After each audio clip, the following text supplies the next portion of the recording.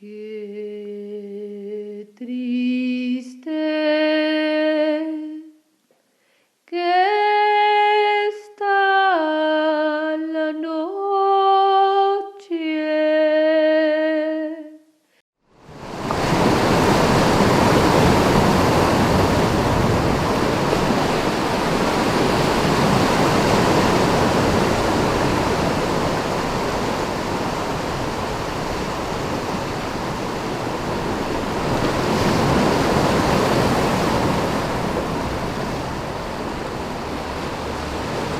Mientras en la música se habla de una semántica de melodía, armonía, orquestación y contrapunto, en el arte sonoro se persigue el espectro de un sonido, la intervención espacial con la dispersión de la onda, la disposición de fuentes sonoras, además de muchas otras cualidades espectrales que se adjuntan formando un trabajo de condiciones artística. El paisaje sonoro es una valiosa herramienta de sensibilización y educación sonora, no solo en el campo musical, sino también en el campo de la educación ambiental. Estos trabajos y sus materiales sonoros resultan eficaces instrumentos de sensibilización pública acerca del carácter estético, musical y social del paisaje sonoro y su trascendencia para la calidad de vida. Cuando algo se valora, no se desperdicia tan fácilmente. Leonel Ramiro Vázquez es un artista sonoro colombiano. Trabaja con el sonido como material plástico. Realiza investigaciones en contextos culturales, políticos y ambientales. Sus obras se materializan en esculturas, instalaciones y performance. Leonel percibe el sonido como sustancia sutil, transparente, sin forma y a la vez fuerza vibrátil y dúctil. Él busca dar tiempo a la escucha para sentir los sonidos y sus interpelaciones. Sus obras han sido visualizadas internacionalmente. Obras como El canto de las abuelas, Canto largo, Canto rodado, Auscultar un territorio de alumbramientos, Tierras de mar, entre otras. La escucha, ante todo, es un acto político. Leonel Ramiro Vázquez. Bienvenidos una vez más a Recorriendo Nuestra Historia. Mi nombre es María José Muñoz y hoy tenemos a un personaje muy importante, un cibateño. Él es artista sonoro, investigador, también es docente. Y le damos la bienvenida a este primer capítulo del 2022 a Leonel Ramiro Vázquez Zárate. ¿Cómo estás, Leonel? Muy bien, muchas gracias, María José.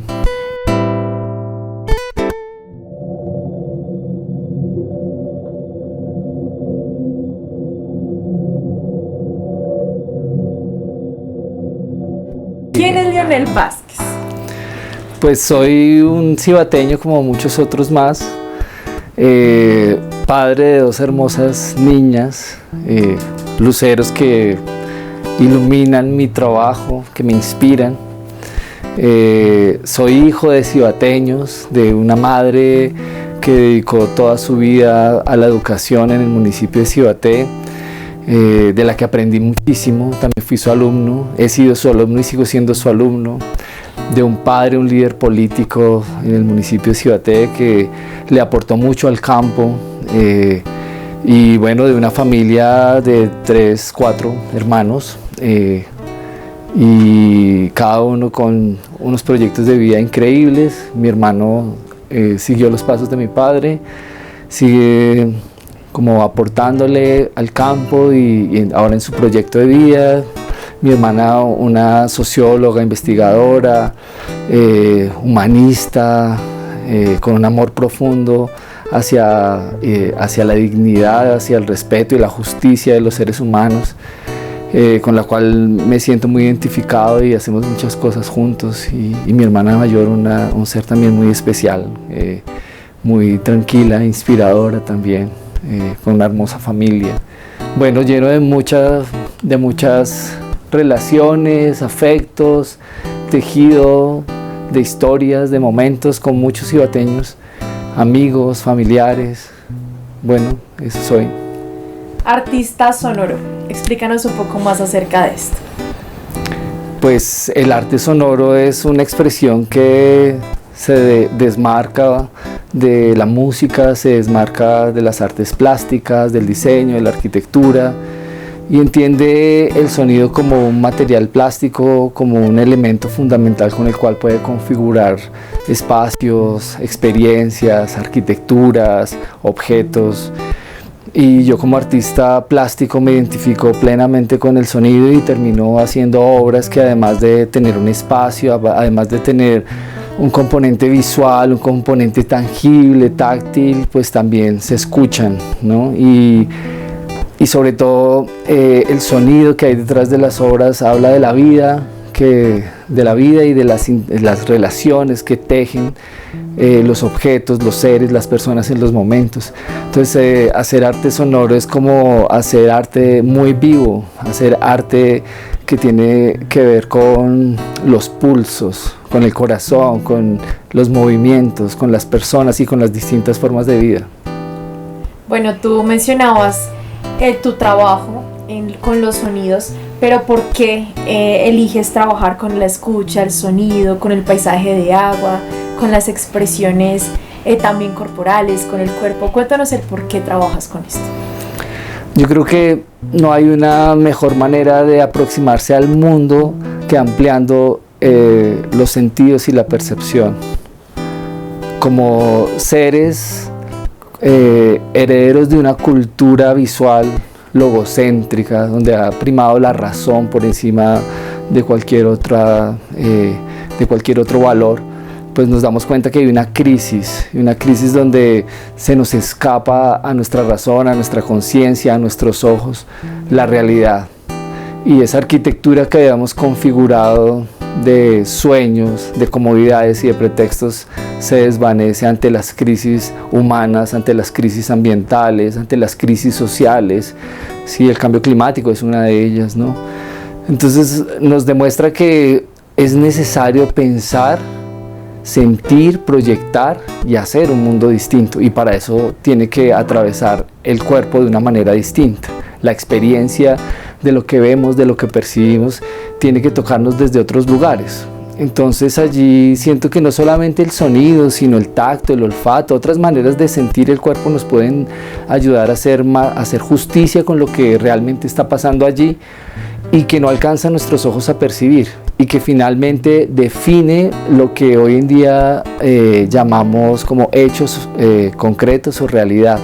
Entonces creo que hacer un arte que piensa el sonido más allá de la forma, más allá de la estética, más allá de la musicalidad, un arte que indaga sobre el cuerpo, sobre la experiencia perceptual, sobre la experiencia vibrátil de los cuerpos humanos, pues es un arte que busca ser inclusivo, es un arte que busca tocar otras formas de realidad y hacer sentir lo que hay allí afuera de maneras distintas, porque no solamente es para indagar, sino también para producir acciones de sentido, acciones de, digamos que de interacción con las personas que participan en los proyectos y en los trabajos. Entonces es un arte que está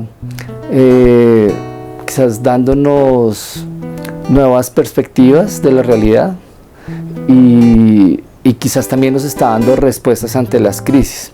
Pues puedo darte muchos ejemplos de qué es lo que hacemos ahora que estábamos en la pandemia, nos dábamos cuenta que las limitaciones de movilidad de los humanos, el estar más cerrados en nuestros propios nichos, en nuestras propias casas, generaban otras formas de vida una posibilidad de expandirse, lo cual denota que nosotros estuvimos tomándonos un territorio de una manera en la que como seres territoriales invadimos territorios, y no solamente los invadimos con nuestra presencia física, sino también los invadimos con nuestros sonidos, los invadimos con nuestro smog, lo invadimos con nuestra química, lo invadimos con nuestra temperatura, lo invadimos con nuestros campos magnéticos.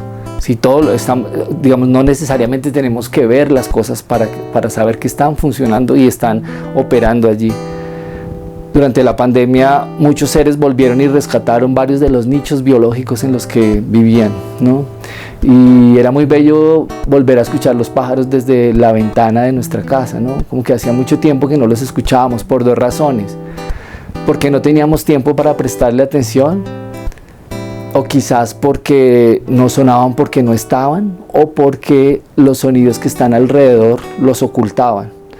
Entonces, al empezar a atender más nuestras realidades desde la escucha y desde nuestra oralidad, lo que estamos entrando es a una umbral de la percepción, del conocimiento, de la experiencia de la realidad única, y de la cual somos privilegiados y de alguna manera hemos olvidado ese potencial que tenemos, ¿no? Nuestras comunidades vernáculas quizás eran ávidas en el uso de toda su corporalidad, ¿sí? Utilizaban el cuerpo como un dispositivo integral que conectaba, que se interrelacionaba.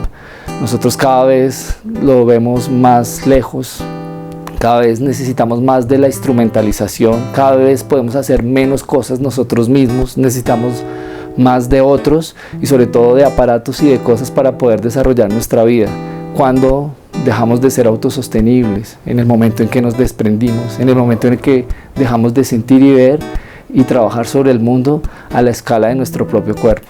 Por eso hay que trabajar en la escucha y por eso hay que trabajar con el cuerpo. Hablemos del proceso al realizar una escultura sonora. Ves un contexto y buscas cómo transmitirlo a través de sonidos.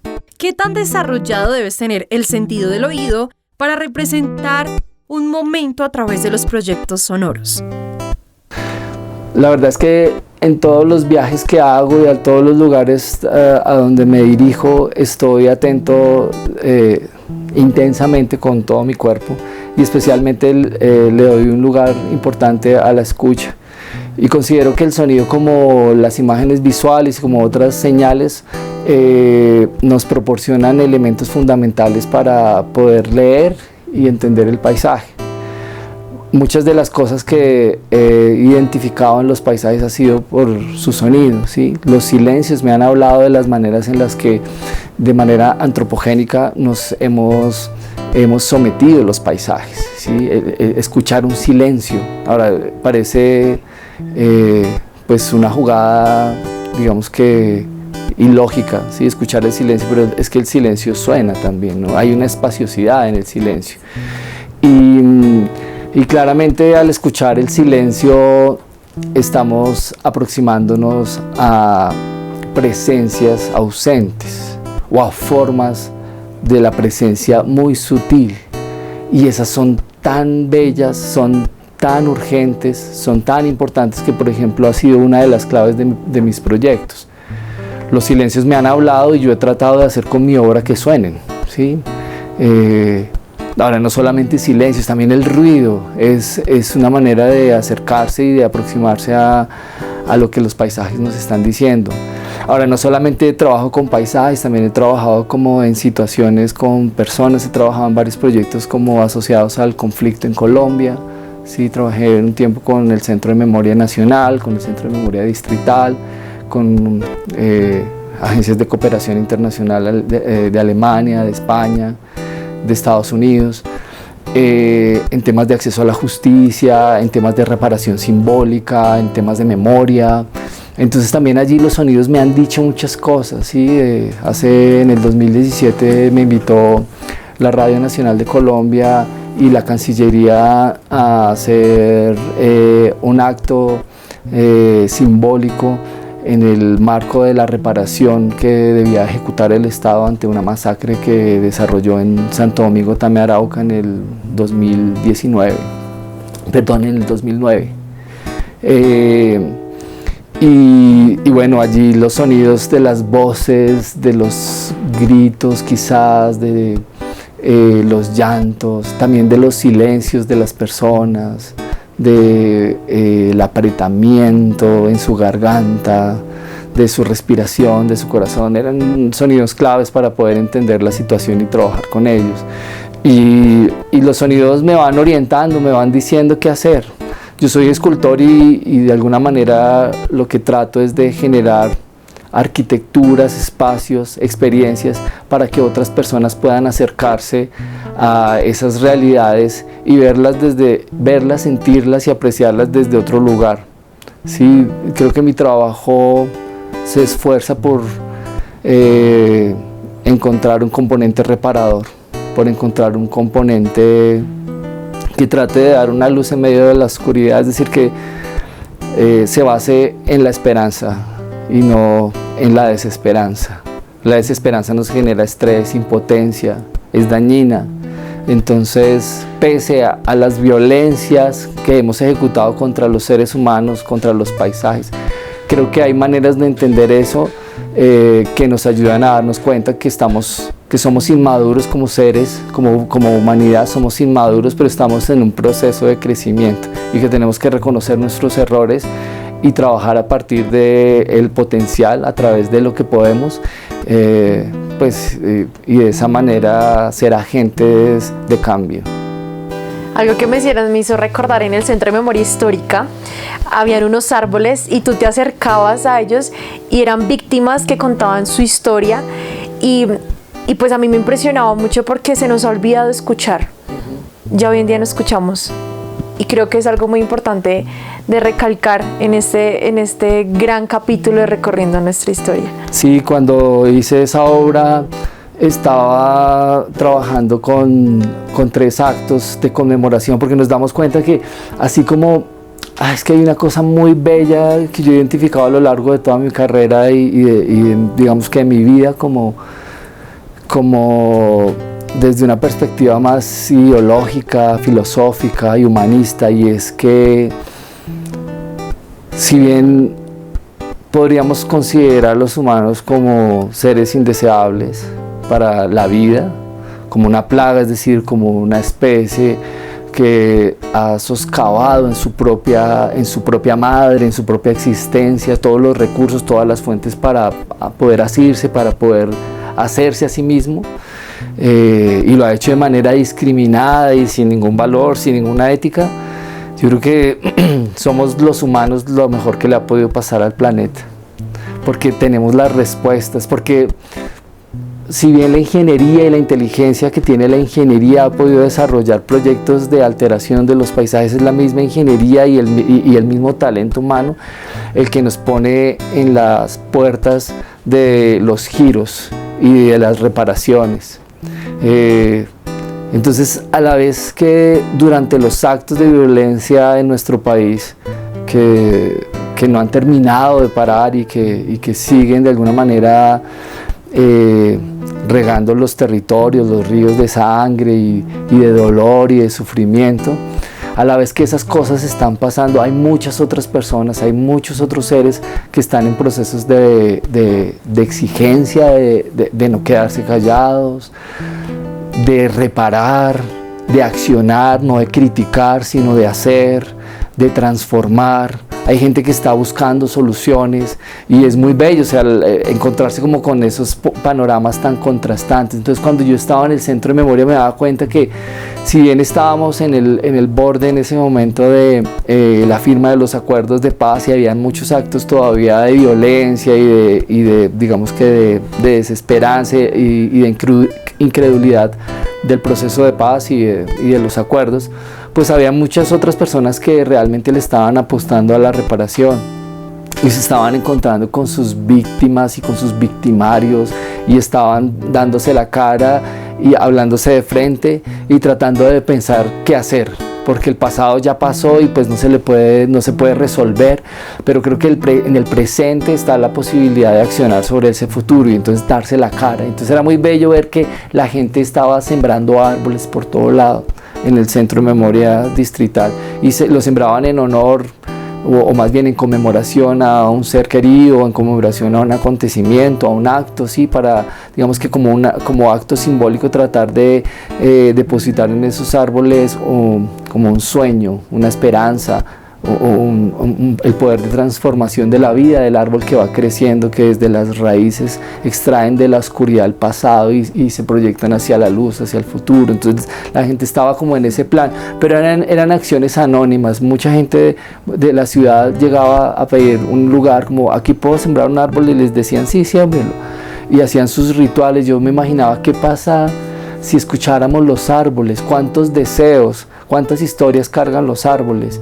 Y ahí fue donde nació este proyecto, donde a través de pues un sistema complejo de transducción mecánica sobre medios sólidos, donde trabajo con la vibración y el sonido por medio de conducción ósea, por medios de conducción mecánica y ósea, alterando desde las raíces hasta las hojas. Hago que los árboles suenen, y lo que suenan son los deseos de las personas que estaban sembrando los árboles, los cantos de las personas que estuvieron allí recordando a sus seres queridos, y de alguna manera buscando en el oyente una promesa de testigo, porque es que en el contexto de la memoria todos somos testigos, por lo menos en Colombia todos tenemos una responsabilidad como testigos.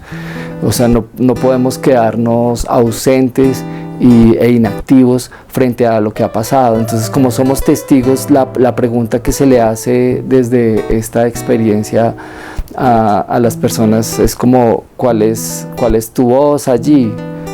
¿Cuál es tu escucha allí? Yo creo que el acto de escuchar es un acto poderoso, es un acto político. O sea, sobre todo en un país donde se ha callado, donde se ha silenciado. Solamente tener tiempo, dar tiempo, lugar, dar un cuerpo y una disposición a la escucha es fundamental, o ha sido fundamental en esos actos de reparación. Por eso estos árboles lo que buscan es interpelar a los oyentes y decirles como en lo que escuchas, cuál es tu participación allí, qué piensas frente a lo que está sonando, cómo actúas frente a lo que está sonando.